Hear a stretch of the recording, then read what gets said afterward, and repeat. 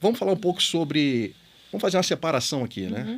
Ainda mais o policiamento especializado que prende muito bandido faccionado. Né? O criminoso habitual, aquele que tem um crime como estilo de vida, é aquele camarada que ele vai morrer praticando crime. Via de regra, né? Ele vive do crime. Este deveria ser tratado como inimigo do Estado, ou seja, aquela pessoa que resolveu se rebelar contra a sociedade, contra o Estado. Ele não quer se recuperar, ele é um rebelde social. Ele pode ser chamado de terrorista, por que não? Qual a sua opinião? Deveria ter tratamento diferenciado de um criminoso ocasional. Quem é um criminoso ocasional?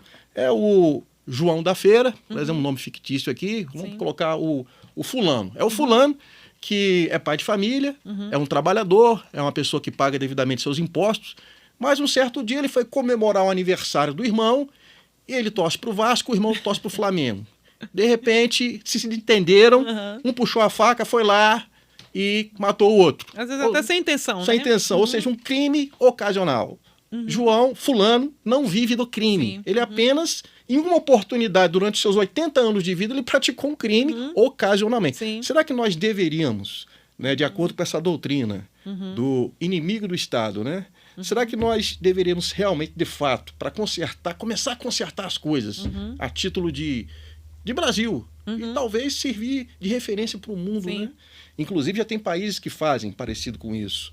Será que nós não deveríamos tratar esse faccionado como terrorista, né? E tratarmos esse criminoso ocasional como um cidadão, de fato? Me fala um pouco sobre isso. Proporcionalmente, né? Agir proporcionalmente, né? Eu acho assim, no caso do criminoso ali, ele habitual, ele já tem aquilo ali como estilo de vida. Ele não sabe fazer outra coisa, né? Ele saiu, vai traficar, ele sabe que aquilo ali é o estilo de vida dele. Ele vai preso, mas ele volta. Ele não sabe fazer outra coisa, né? Então, é igual a gente está falando, as leis deveriam ser mais rígidas, mais, assim, né, ou seja, pesadas. A gente está falando daquele criminoso que decidiu praticar crimes. Viver do crime. Ele decidiu viver do crime. Viver do crime. Né? Ele resolveu viver do crime. Não, eu vou ser um criminoso. Eu não tenho o que fazer. Eu sou isso, eu vou matar, eu vou roubar, porque eu sou um criminoso, eu não tenho jeito. Então, para ele, nós precisaríamos de aplicar uma lei... Sim, mais rigorosa. Mais rigorosa. Foi preso, vai ficar preso.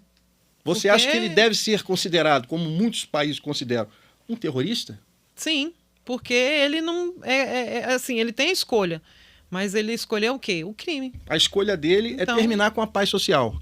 A escolha dele realmente é destruir as famílias, destruir as famílias, destruir a sociedade, destruir os equipamentos do Estado. Isso. Tanto é que muitos colocam fogo em ônibus, né, em instituições.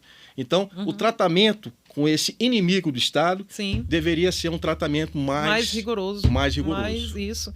E aquele, igual o senhor falou aí, né, o fulano lá que cometeu o crime ali, né, aquele ali... Ele vai pagar proporcionalmente a sua pena, lógico, mas ele não é um criminoso. Ele, às vezes, ali ele fez ali e se arrependeu. E, nossa, como é que eu fiz isso? Eu não acredito. É verdade. Então, deveria ser proporcional, né, ao ocorrido. Excelente, Juliana. Deixa eu fazer mais uma pergunta. Você acha que a sociedade, que é muito influenciada pela mídia, e, na maioria das vezes, influenciada por uma mídia despreocupada, pretensiosa, né? Tendenciosa. Que a gente sabe que, infelizmente, no Brasil não falta, né? Sim. Temos também uma parte da mídia que a gente sabe que é uma mídia que trabalha de forma séria, com informações verdadeiras. Agora, vamos falar de sociedade. Você acha que a sociedade deveria reconhecer melhor o serviço da Polícia Militar? Por que, Juliano, me explica isso. Por que que os heróis, muitas vezes parece que os heróis da sociedade são... aqueles participantes de reality shows, não vou falar de um ou de dois, mas eles são, como muitos falam, né? São os heróis, aqueles que participam dos reality shows. Eles são... Mas como assim? Herói de quê? Né? Ficam numa casa, comendo e bebendo, ganhando dinheiro, e, enfim, é uma fofocaiada danada, uma coisa que não traz frutos, benefícios reais, palpáveis, nenhum para a sociedade. E esses são os heróis. Olha o paradoxo, ô Juliano. O que você pensa disso? Eu acho assim, Major, a informação é tudo. E a mídia, ela informa o que ela quer. Ela frisa aquilo ali que ela quer, né?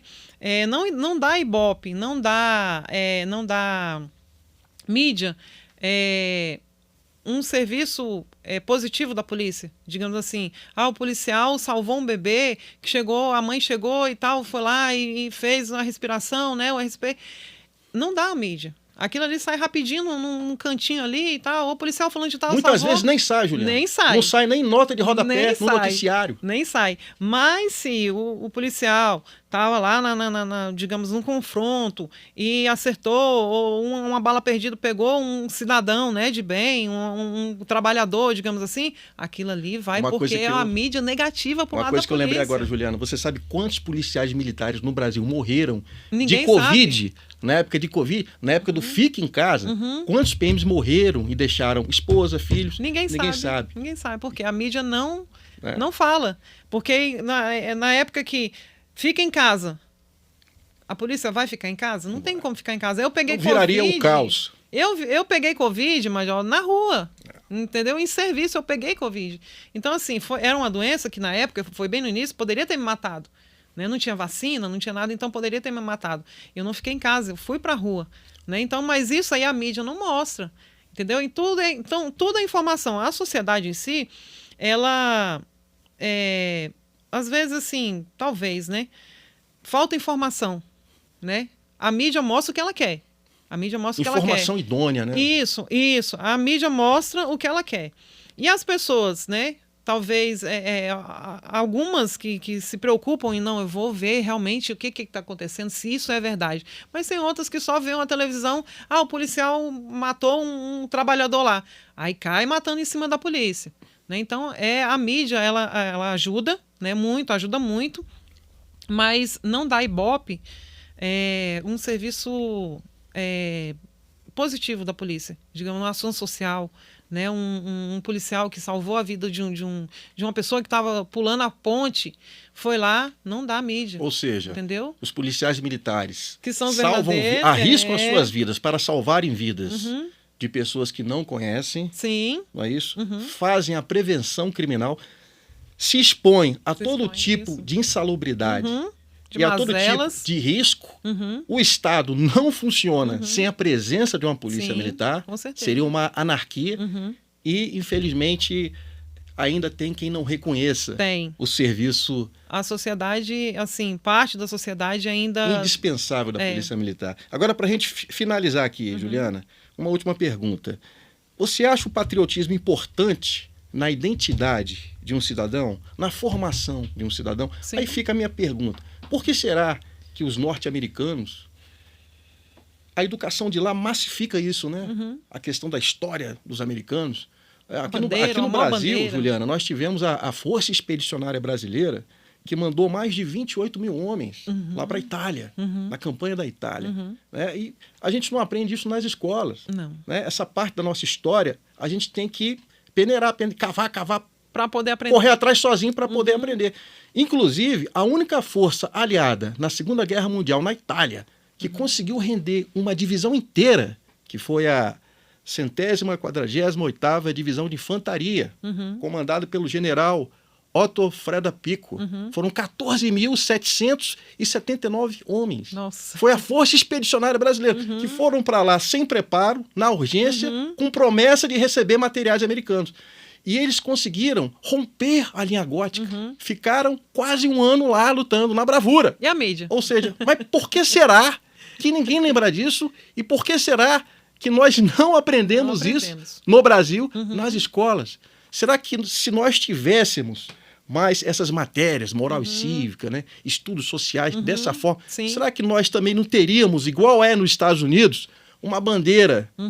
Em cada casa. Do Brasil, já pensou a bandeira do Brasil em cada casa? Sim. Aquele sentimento de patriotismo, não só quando o Brasil vai disputar uma partida de futebol. Não só em época de Olimpíada, que é o que nós estamos vivendo, mas em todos os momentos. Olha o nosso território, a maior fauna, a maior biodiversidade do mundo, né? A maior bacia, o maior rio, né, em quantidade de volume de água. O Brasil, a vida está dentro do Brasil. Nós temos as maiores riquezas nós temos isso tudo. E produtos de grãos e tudo mais. Nós temos a infraestrutura... sem valorização. Para mover o mundo. Inclusive, eu conheço um policial militar que ele tem uma palestra muito interessante, que em 30 minutos de palestra, ele explica como é que se conserta o Brasil em 30 dias. Aí. Você já ouviu falar dessa palestra aí? Tão fácil assim, e até hoje, por que não... Ele tem essa palestra, né? Inclusive, ele coloca uma criança de 11 anos para explicar. Até uma criança de 11 anos entende isso, Juliana. Sabe. Como é que você conserta o Brasil em 30 dias, explicando isso em 30 minutos? Mas porque ela foi ensinada, né? Ela foi vamos lá, ensinada, fala né, um pouco sobre o patriotismo que os militares têm. Inclusive, nós somos aqui mais de 60 colégios militares da Polícia Militar. Eu não, assim, exatamente eu não tenho conhecimento. Explica pra gente a importância do patriotismo, da criança saber cantar a canção do expedicionário. O hino nacional. O hino nacional em primeiro lugar. Nós não temos, igual o senhor está falando, antigamente nós tínhamos essas matérias na escola, né? OSPB, né? Organização Social Política Brasileira, Educação Moral e Cívica, né? A gente ficava ali no pátio, a bandeira era hasteada, o hino nacional, né? Então, assim, nós tínhamos esse conhecimento. Hoje, isso se perdeu. E por que isso se perdeu? Né? Por que esse amor à nossa pátria está se perdendo? É igual o senhor está falando. Só na época de carnaval, ou só na época de futebol, digamos assim, desculpa. Na época de futebol, época de Olimpíadas. Nosso Brasil, o nosso país, ele não pode ser conhecido como o país do carnaval. Né? Só como país do futebol, né? Não, são as mulheres mais bonitas, não sei o que e tal, época do carnaval, a coisa mais... Será que ninguém conhece a história de Dom Pedro II? Então, o que esse homem fez pelo Brasil? Então, assim, a gente tem que ter esse amor pela nossa pátria. A gente não pode ter... O indivíduo ele não pode nascer, crescer e quando ele se der por gente, eu vou mudar para outro país porque o meu país é um país corrupto, o meu país é isso, aquilo. Nós temos grandes riquezas, nós temos grandes informações. O nosso país é muito rico, igual você está falando, o nosso país é muito rico. E nós temos que ter isso como... esse senso de pertencimento, esse amor amor pela nação. Esse amor pela pátria, para defender a nossa pátria. Né? Juliana, nosso tempo estourou. Agradecer a você mais uma vez por essa excelente entrevista. Tenho certeza que muitas e muitas mulheres, e não só mulheres, mas homens também, mas como nós entrevistamos aqui uma policial militar, uma heroína, falo porque eu conheço ela, tá de parabéns. Tem uma família maravilhosa. Uma policial feminina, eu tenho certeza que muitas mulheres que vão assistir esse programa vão se basear em você.